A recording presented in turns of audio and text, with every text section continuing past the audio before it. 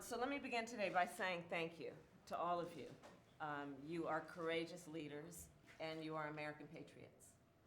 And so I'm very pleased to welcome you and for many of you, welcome you back to the White House to have yet another very important conversation, and this time about one of the most important pillars of our democracy, which is about the fundamental right to vote. And when we look at what has happened in Texas, we look at what's happening around the country, I think it's important to remember we talk about the right to vote. And the right to vote is a given. All citizens have the right to vote constitutionally.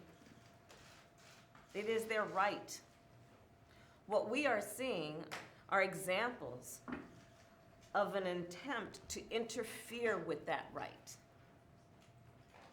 an attempt to marginalize and take from people a right that has already been given. We are not asking for the bestowal of a right. We are talking about the preservation of a right. That is the right of citizenship. And it's that fundamental. It is that fundamental.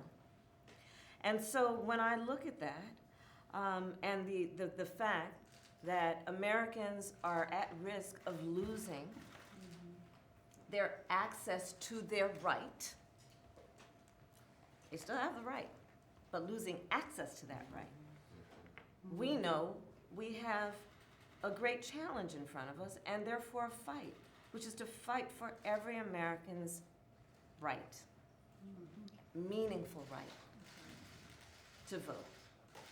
And so that's where we are. And of course, since 2013 and the gutting of Shelby in the Shelby v. Holder case, we have seen exactly what we feared when that case came down in 2013.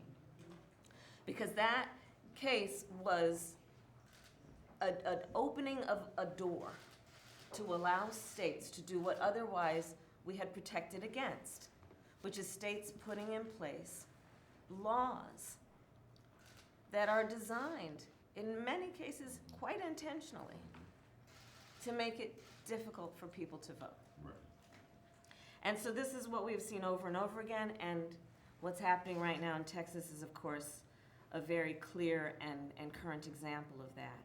So to the point of what we must do collectively to ensure that every American retains their right to vote, our administration, President Biden and myself and our administration are here to make very clear that we will do everything in our power as an administration to lift up the voices of those who seek to preserve the right of the people to vote.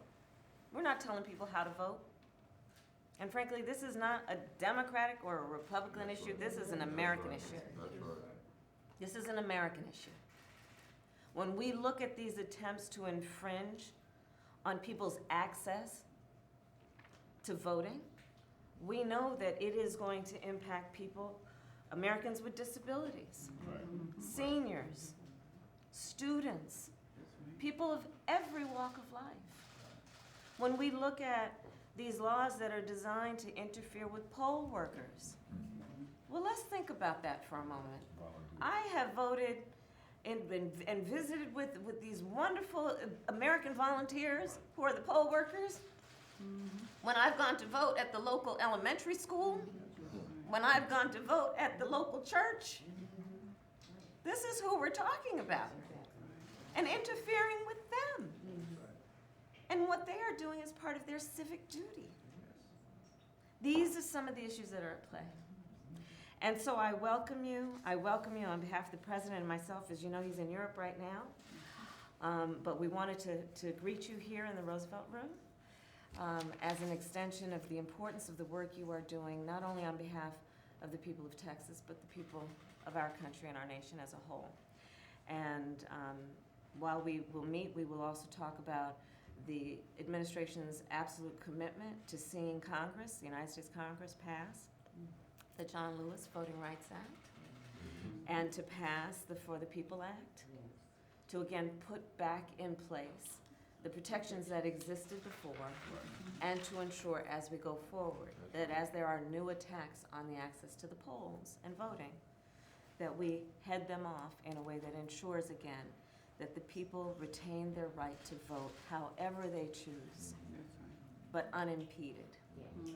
So with that, I want to thank all of you, and we will talk about Senate Bill 7 and how it clearly has been written in a way that will make it difficult for people, and what you all are doing as courageous leaders to, again, speak up for the people, and that is what you are doing. So thank you all, and I look forward to our discussion, and let us begin.